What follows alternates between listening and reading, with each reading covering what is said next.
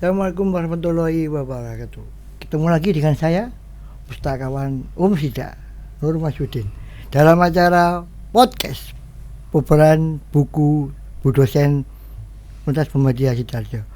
Untuk saat ini yang kita bedah adalah riset yang dikatakan oleh dosen Wida. Kebetulan saat ini bidang yang diambil teknik industri. Ketemu lagi dengan Ibu Atika, Dr. Atika Cindy Cahya MT. Makasih Bu datangannya Bu. Sama-sama Pak Nur. Salam kenal teman-teman semuanya. Di podcastnya Sida ya. Ya, Perpustakaan Sida. Perpustakaan Sida. Untuk saat ini, untuk riset ini Bu, riset tentang memodelkan hubungan antar faktor pendorong sampah makanan di kota Indonesia. Untuk riset ini tidak sendiri Bu ya, dengan sama beberapa teman untuk riset ini Bu. Benar Bu?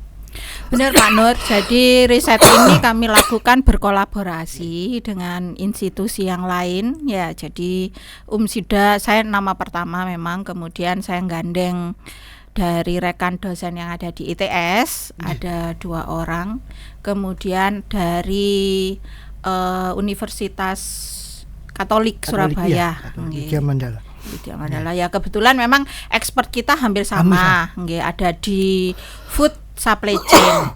Nah, kami mengambil ini karena memang trennya pada waktu itu food waste kan trennya lagi booming begitu ya. Ya, sebenarnya riset ini bukan riset yang kita lakukan pendek, 1 tahun begitu ya. Jadi sudah lama banget mulai kita ngomong tentang teori-teorinya itu sudah mulai di 2017. Jadi sekitar 4-5 tahunan begitu. Riset ini kami lakukan continue. Jadi memang di beberapa fase tahapan itu sempat kami ubah-ubah. Food waste ini gimana sih gitu ya. Kami waktu itu memang masih bingung antara food waste, food loss gitu ya, sama food wastage gitu ya. Nah, akhirnya dari perjalanan riset itu kami bisa tahu pembedanya gitu. Akhirnya kita ambil tentang food waste ini. Riset ini tentang apa sih Bu? Kok jenengan sama beberapa teman-teman kok menarik untuk diteliti lah. Karena sebenarnya awalnya itu ini Pak Nur, kita itu melihat fenomena ya. Jadi sampah di sekitar kita itu sangat banyak sekali. Nah, macam-macam sampah. Jadi yang organik, non organik begitu ya. Nah, yang lagi tren pada waktu itu adalah sampah organik. Jadi sebenarnya sampah itu bisa kita manfaatkan menjadi sesuatu ya, tapi tidak diapa-apakan gitu ya. Nah, efeknya apa? Kalau misalkan sekilas saja kita datang ke pasar ya, kemudian di situ ada bau tidak enak, terus banyak lalat. Nah, itu salah satu efek ya yang muncul. Nah, kita pingin meminimalkan itu. Jadi kegiatan preventif ya, jangan sampai sampah itu bukan mengolahnya ya, tapi kalau bisa sampah itu tidak muncul. Nah, awalnya seperti itu keinginan kita. Nah, semakin ke sini kita batasi bahwa penelitian ini ke food saja.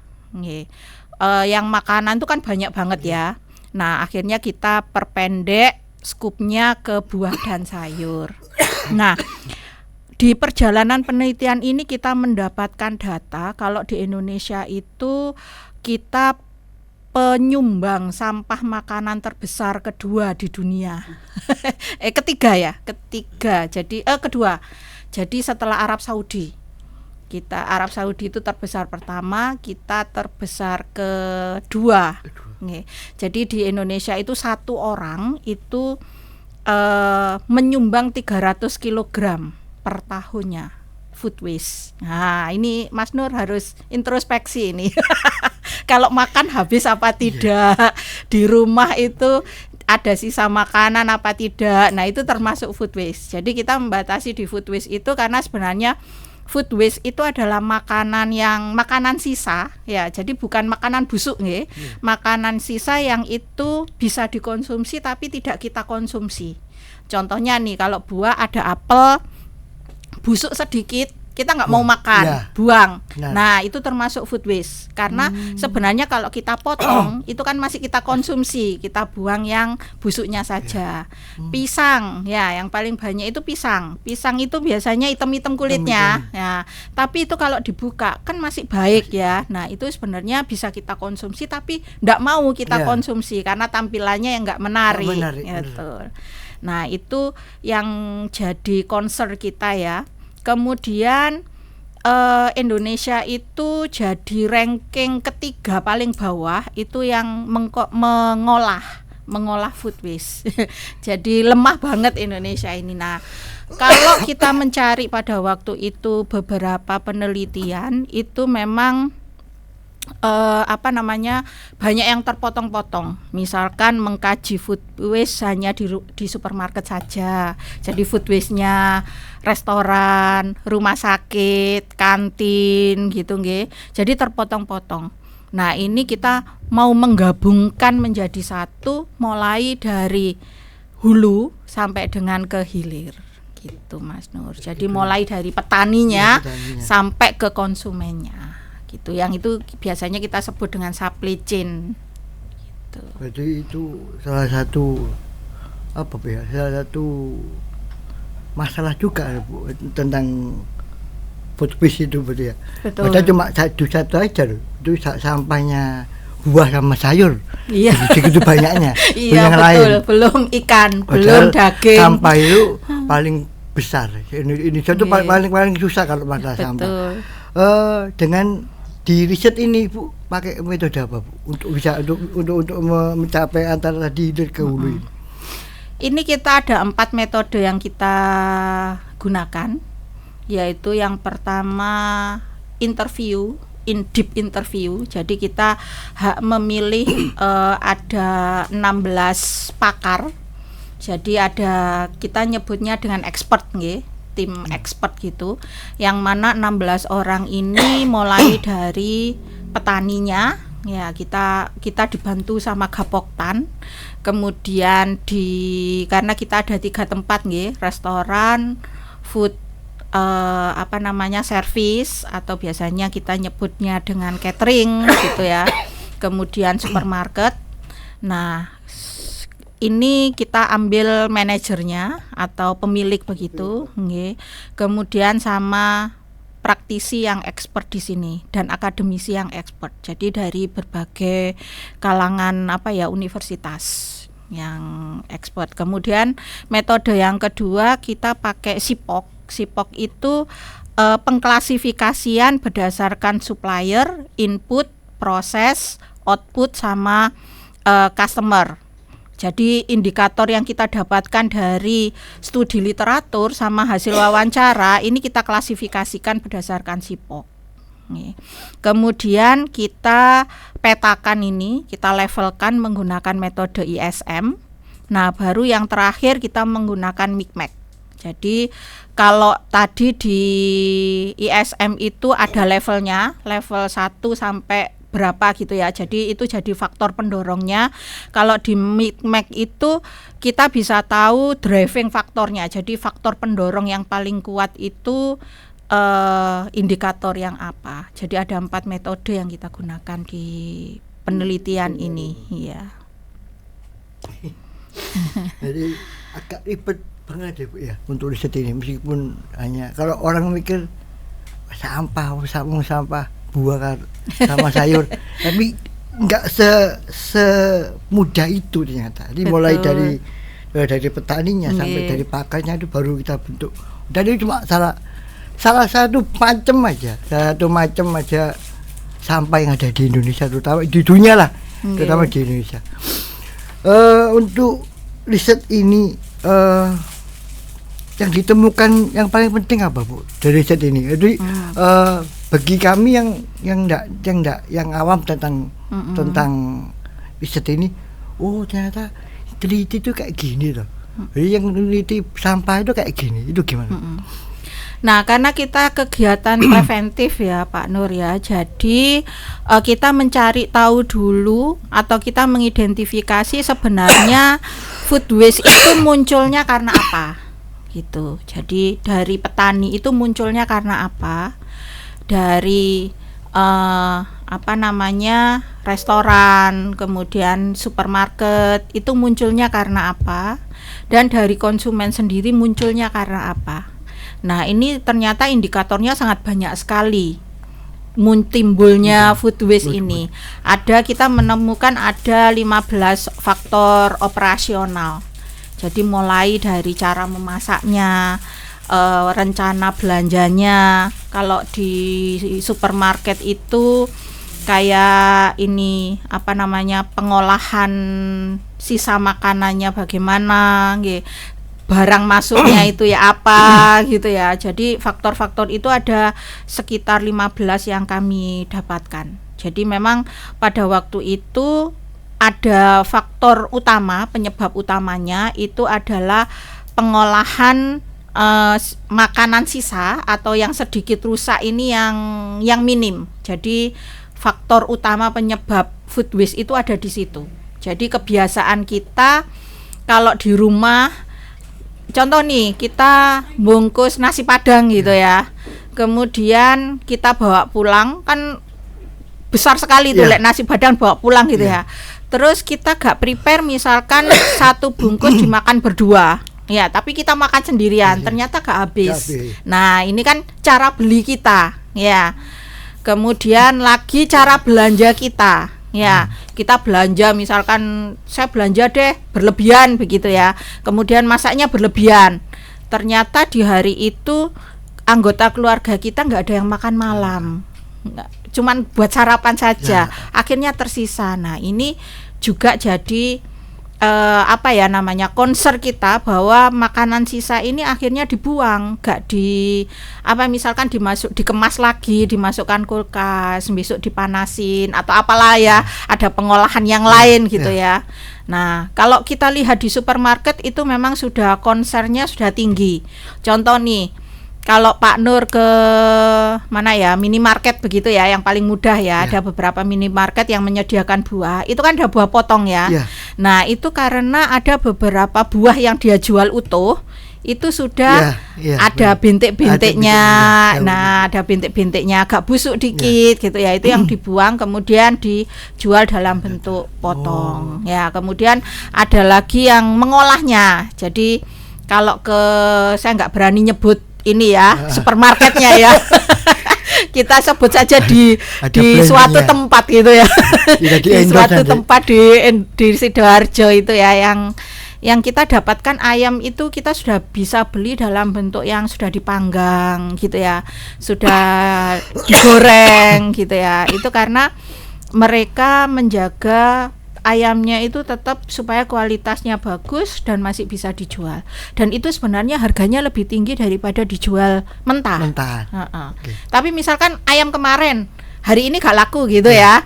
Nah, kan ini harus diproses. Ya, akhirnya kita beli jadi yang sudah nasi ayam di Kentucky gitu ya, atau nasi ayam bakar gitu ya, ayam panggang gitu ya. Nah, kayak gitu. Itu pengolahan makanan sisa yang kami harapkan memang di semua tempat melakukan itu, terutama rumah tangga. Mbak Nur, kenapa kita setelah kami kaji sekian tahun gitu ya, kami amati, kita itu kenapa tertinggi kedua setelah Arab Saudi, karena kita punya kebiasaan bancaan. Atau istilahnya syukuran gitu, tasakuran begitu ya. Acaranya dilakukan di malam, kita pulang bawa berkat ya istilahnya ya. Kemudian di rumah enggak ada yang makan. Ya.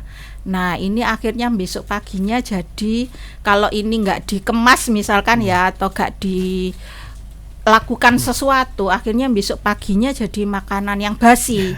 Padahal misalkan nasinya bisa gitu ya, diadai di kotak-kotak, dimasukkan kulkas gitu ya. Nah, ini besok paginya bisa kita olah lagi, bisa jadi sarapan kan gitu. Nasi goreng. Itu meminimalkan satu tindakan kecil yang meminimalkan food waste. Sudah masuk semua ini. dengan cerita sudah masuk semua pertanyaannya. Untuk ini Bu, karena kalau riset kan berkaitan dengan teori yang jenengan cari, yang populer lah katanya. Iya. Untuk jenengan sama tim ini, untuk teorinya ini mengambil riset ini teori dari mana Bu? Untuk teorinya. Nggih. Kami Perbandingan teori dari lah. semua sumber. Nah, nggih. Semua sumber yang memang kita membandingkan dengan internasional ya. Jadi tidak hanya misalkan kita ambil dari Google Scholar saja, tapi juga dari Scopus. Jadi artikel-artikel yang lain yang terpublish di Scopus. Nih. Nah, dari situ kita bisa tahu kebiasaan negara lain. Jadi di negara lain itu kalau kita makan di restoran kemudian ada sisa, itu malah bayar. Ya. Ditimbang kemudian berapa punishment-nya kita harus membayar gitu. Di beberapa seperti Cina itu juga hampir sama seperti Indonesia. Jadi mereka itu kalau makan di restoran itu memang harus berlebihan. Jadi terutama kalau neraktir. Nah, jadi tidak boleh kurang. Kalau pas pun itu dianggap tidak menghormati yang ditraktir. Jadi memang harus bersisa gitu. Nah, itu punishment-nya yang untuk makanan sisa itu kan di beberapa tempat di Indonesia sudah mulai ada nggih. Kalau misalkan kita ke restoran yang ini ya Pak Nur ya, yang membatasi kita yang all you can eat itu ya. Yang membatasi kita hanya boleh makan 90 menit. Kemudian kalau ada sisa kita harus membayar. Nah, itu salah satu cara sebenarnya untuk meminimalkan itu. Ya, jadi tren-tren itu yang kita bandingkan dengan negara lain. Apa sih Indonesia ini kok dablek gitu ya, masyarakatnya kok dablek ya gitu. Apalagi kalau jatuhnya di bulan puasa ya, kan kayak semua makanan kayak kita kemaruk banget kepingin makan gitu ya, ternyata pada akhirnya gak kemakan karena memang porsi perut kita sudah tidak muat. Nah, itu yang jadi concern kita ya, jadi concern kita kalau penelitian ini jadinya sangat penting untuk harus kita ketahui. Belum lagi kalau ngomong SDGs ya, ini kan masuk di SDGs 12 sama SDGs 13 nih. Karena di SDGs 12 itu kan kita bertanggung jawab nih terhadap, sebenarnya food waste itu kalau dibiarkan dia itu sampahnya itu menimbulkan emisi juga selain bau tadi ya. Jadi dia menghasilkan gas CO2. Nah, itu menambah emisi. Kemudian kalau dihitung ya jumlah waste yang yang dibuang itu bisa memberi makan orang lain. Jadi beberapa organisasi itu ya dari sejalan dengan kita gitu ya. Kalau di Indonesia saya sebut dengan Garda Pangan di Surabaya itu, kemudian ada Zero Waste ya. Itu organisasi-organisasi di Indonesia yang luar biasa banget ya. Jadi teman-teman juga bisa nanti follow Instagramnya, itu ada di Garda Pangan. Mereka selalu mencari anak-anak muda ya, yang mau untuk ikut serta dalam menanggulangi food waste ini. Karena misalkan gini, ada kegiatan mantenan, sisa makanannya ini kan banyak nggih. Ini kan masih layak dimakan karena kan di piring-piring begitu ya. Jadi bukan di sisa piring ya, tapi masih di kotaan catering gitu ya. Nah, ini ada beberapa orang yang dikumpulkan, manggil Garda Pangan, mereka akan mengepaki ulang. Jadi dipaki ulang kemudian disalurkan ke panti asuhan, ke anak-anak pinggir jalan. Ada Bu ya? Ada. Misalkan pisang gitu ya, banyak pisang busuk. Ini mereka ambil, bukan busuk ya, yang kulitnya hitam-hitam gitu ya. Nah, itu mereka ambil, kemudian mereka olah lagi. Ya, itu jadi bolu pisang gitu yang sekarang ngetren itu ya.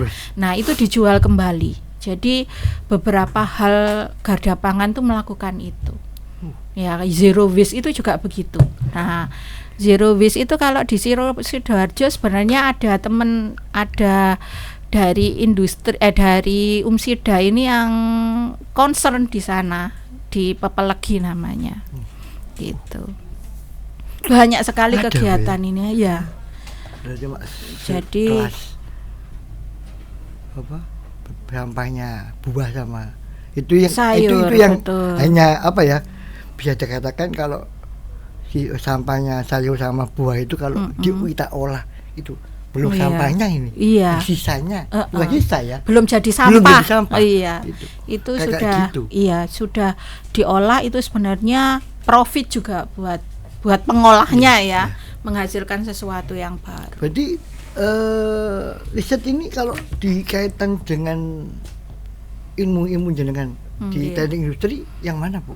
Yang terkait? Ya, kalau di teknik industri itu ada mata kuliah supply chain management. Supply chain management itu skupnya tidak hanya logistik saja, tapi ada perjalanan perjalanan produk ini mulai hulu sampai hilir.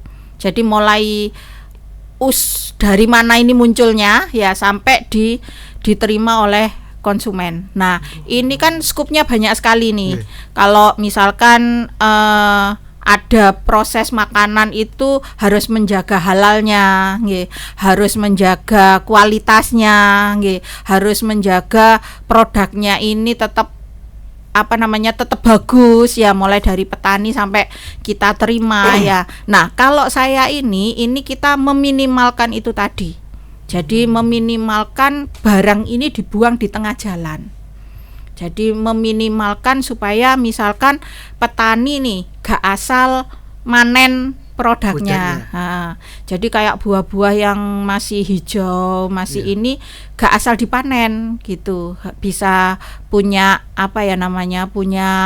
punya waktu tersendiri, misalkan memang benar-benar bisa dipanen gitu ya. Kayak apel itu kan ada rings waktunya ya. Dia memang sudah layak untuk kita konsumsi atau masih enom gitu ya. Nah, proses ini sampai dengan perjalanannya masuk ke retail ya, kayak supermarket begitu, itu dijaga supaya tidak rusak. Karena kalau rusak itu jadi food waste. Terus dari retail sampai dengan ke konsumen, ke kita, ya itu juga harus dijaga prosesnya. Karena di retail itu kan kalau ngendon itu juga bisa rusak. Nah, bagaimana ini prosesnya itu jadi concern penelitian ini. Gitu. Jadi menjaga mulai produk ini ada di petani, ya dipanen petani sampai nyampe ke kita sebagai konsumen. Begitu panjang ya Pak Nur ya, dan itu ya waktunya memang sangat lama sekali, tidak bisa dilakukan. Kita penelitiannya ini bertahap memang.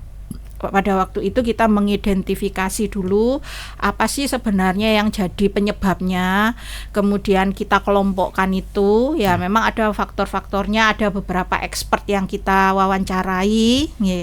Kemudian apa sih faktor-faktornya yang jadi faktor utama, faktor termasuk kita ketemu sama DLH ya, Dinas Lingkungan Hidup ya, DKRTH ya. Kemudian kita sharing dengan beliau sebenarnya masalahnya ada di mana, breakdownnya itu ada di mana gitu nggih. Kemudian kita ketemu sama manajer food service sama retail nggih, permasalahannya biasanya ada di mana gitu ya. Nah, dari situ kita kelompokkan tadi, jadi pengelompokan berdasarkan SIPOK tadi, kemudian kita levelkan. Itu tahun pertama, tahun kedua, tahun ketiga, akhirnya kita benar-benar punya skenario. Jadi metode yang terakhir itu sebenarnya MICMEC itu tidak berhenti. Bukan metode yang terakhir, kita lanjutkan dengan sistem dinamik. Di situ kita skenariokan harus melakukan apa gitu. Nah, mungkin di pembahasan berikutnya ya kalau ngomong sistem dinamik panjang lagi ini ini cuma food waste yang sedikit aja, yang lainnya banyak banget itu. Ini belum yang nyampe tadi katanya jenengan DRT dan lainnya. obrolan yang menarik ini. Oke Bu, gitu Oke. rekan mahasiswa. Jadi semua yang ada, tidak hanya mahasiswa teknik industri aja, semua yang berkaitan dengan ilmu ini, insya Allah bermanfaat banget. Bu Atika, terima kasih kedatangannya. Mana di Bu ini Bu, benar menarik. Ya teman-teman ya. Terima kasih Iya, Pak Nur iya, sudah iya. diundang. Iya. Ini top dah. Gitu. Oke, rekan mahasiswa, rekan Pustakaan Umsida, terima kasih atas perhatiannya. Sekian, assalamualaikum warahmatullahi wabarakatuh. Waalaikumsalam warahmatullahi wabarakatuh.